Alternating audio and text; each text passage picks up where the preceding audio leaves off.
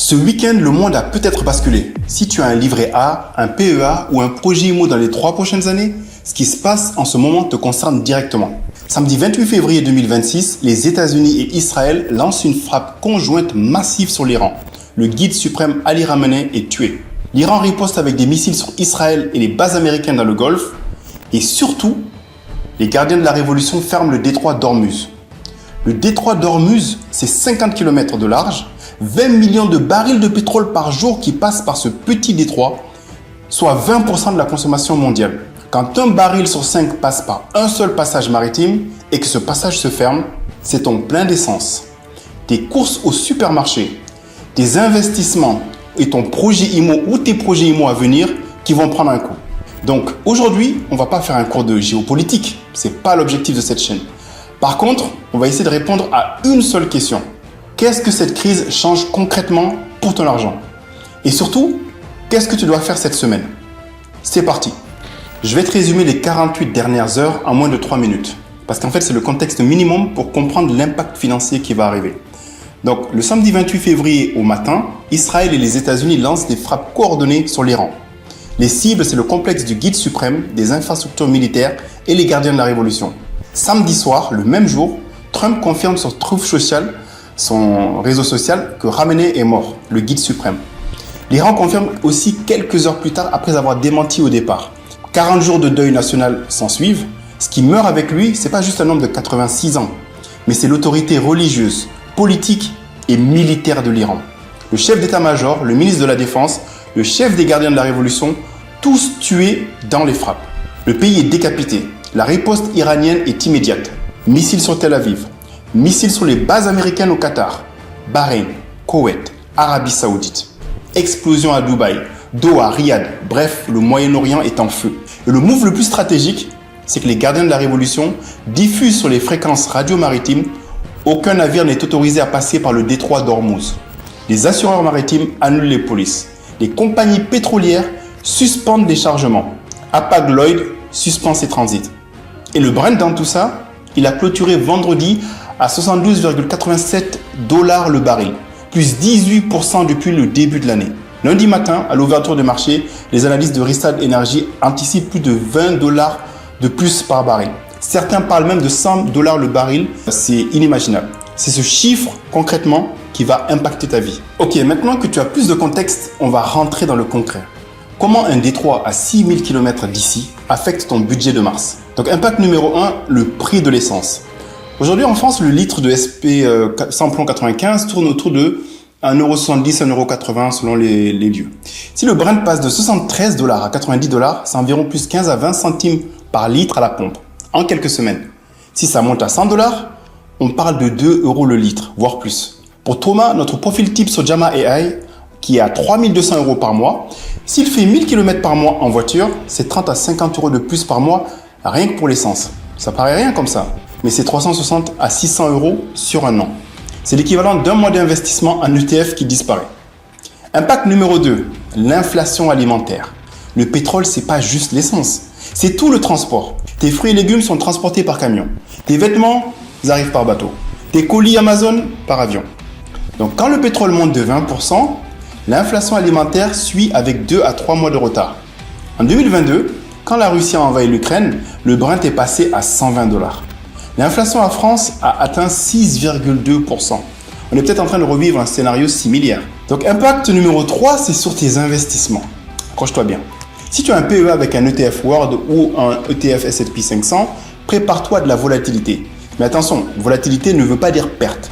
En 2022, quand le pétrole a flambé et que l'inflation a explosé, le S&P 500 a perdu 19% dans l'année, et il a regagné 26% en 2023. Donc si tu es en DCA, donc l'investissement régulier mensuel, une baisse est une opportunité d'acheter moins cher. C'est pour ça qu'on dit que c'est les soldes. Le pire truc que tu puisses faire, c'est de paniquer et vendre. Impact numéro 4, c'est sur ton projet immobilier si tu en as un. Si l'inflation repart à cause du pétrole, la BCE va peut-être devoir arrêter de baisser les taux. Et si les taux remontent, ta capacité d'emprunt, elle baisse. Pour Thomas qui veut acheter dans 3 ans, un taux qui passe de 3,2 à 3,8%, sachant que ce sont des taux annualisés, c'est 15 000 € de capacité d'emprunt en moins sur 25 ans. Et ça, c'est pas anodin. Ok, on fait une petite pause éducative. Qu'est-ce que c'est le détroit d'Ormuz en 2 minutes? Donc pourquoi un passage de 50 km de large peut faire trembler l'économie mondiale? Le détroit d'Ormuz, c'est le goulot d'étranglement de l'énergie mondiale en fait. D'un côté, tu as l'Iran et de l'autre, tu as Oman. Et entre les deux, 20 millions de barils de pétrole qui passent par jour. C'est énorme. 20% du GNL mondial, gaz naturel liquéfié, surtout qatari. 80% de ces flux vont vers l'Asie avec la Chine, le Japon, l'Inde, la Corée du Sud. Et les seules alternatives, c'est l'oléoduc Est-Ouest saoudien, Abqaiq vers Yanbu, et le pipeline Adcock Emirati. La capacité combinée est de 6,5 millions de barils par jour versus 20 millions qui passent normalement par Hormuz. En clair, il n'y a pas d'alternative suffisante. Et donc quand l'Iran dit on ferme, c'est le monde entier qui retient son souffle. Bon allez, je pense que ça en a marre d'analyse, c'est pas une chaîne d'analyse ici, on va passer à l'action. Donc voici 5 choses concrètes à faire cette semaine, rapidement. 1. Ne panique pas sur tes investissements. Si tu as un PEA et que lundi matin il est en rouge, ne vends surtout pas. Les crises géopolitiques provoquent des baisses courtes. Sauf guerre mondiale, les marchés récupèrent en 6 à 12 mois. Ok? Donc pas de panique. En 2022, avec la guerre en Ukraine, le CAC 40 a récupéré en 8 mois. Si tu fais du DCA, continue, ne change absolument rien. C'est dans ces moments-là en fait que la discipline paie.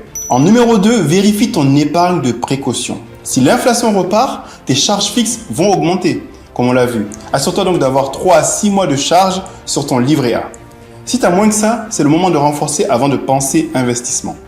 En numéro 3, regarde tes abonnements et charges fixes. Ah oui, il n'y a pas de petits frais.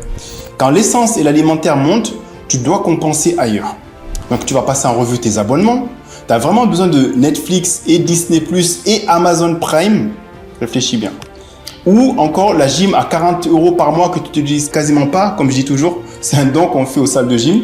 Chaque euro économisé sur les charges fixes, c'est un euro qui absorbe l'inflation. En 4, attention à l'immobilier, si tu achètes bientôt surtout.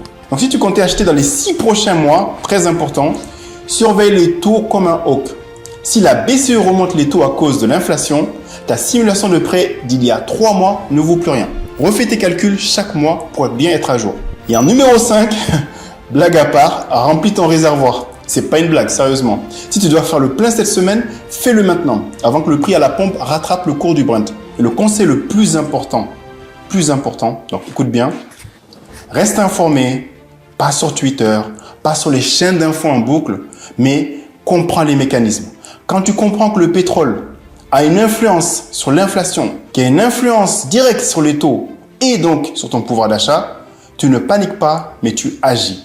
C'est aussi ça être l'ingénieur de tes finances. On vit actuellement un moment historique. Donc le guide suprême de l'Iran est mort, le détroit d'Ormuz est fermé et les missiles pleuvent sur le Golfe. Et lundi matin, les marchés vont s'ouvrir, mais rappelle-toi ceci. Les crises, c'est aussi des opportunités pour acheter moins cher, pour renforcer tes positions, pour prouver que ta stratégie financière tient la route. Si tu veux faire le point sur ta situation, va sur Jama.co, le diagnostic Jama AI est gratuit et le lien est dans la description. Également, si cette vidéo t'a aidé à comprendre ce qui se passe en ce moment dans l'actualité géopolitique au Moyen-Orient, like, partage et abonne-toi, ça coûte rien du tout et ça nous booste sur la chaîne parce que ton éducation financière, c'est pas un luxe, c'est une nécessité. Surtout quand le monde tremble comme ce qui se passe actuellement. À bientôt et n'oublie pas que tout le monde peut et doit devenir un investisseur.